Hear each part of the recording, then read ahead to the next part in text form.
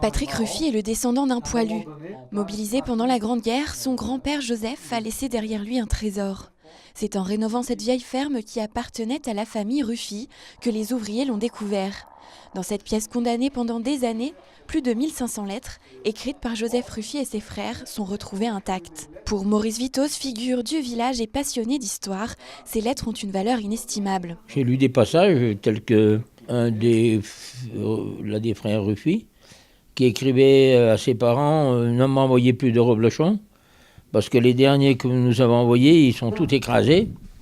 Alors les parents, ils se sont mis à fabriquer des petites tomes, exprès pour eux, pour leur envoyer. C'était extraordinaire quand même, c'était fabuleux, parce que pour nourrir 4 gars qui étaient sur le front, des paysans comme à la plus un, c'était quand même dur.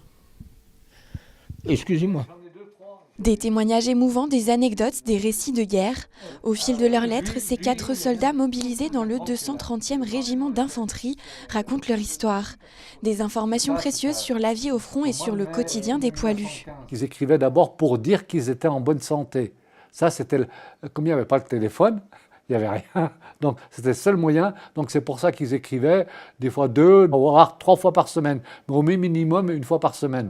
Bon, ils écrivaient, pour ceux qui étaient au combat, difficilement quand ils étaient vraiment au combat. Et après, ils savaient qu'ils avaient des moments de repos. Ils revenaient au repos, où ils revenaient, ils disaient, à l'échelon. Ils descendaient d'un échelon par rapport au front. Donc ça s'appelait l'échelon. Depuis la découverte de ces lettres, Patrick Ruffy, lui aussi passionné d'histoire et de généalogie, a entrepris un travail de recherche.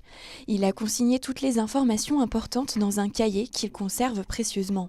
Il a numérisé les lettres et les a classées par personnage et par date.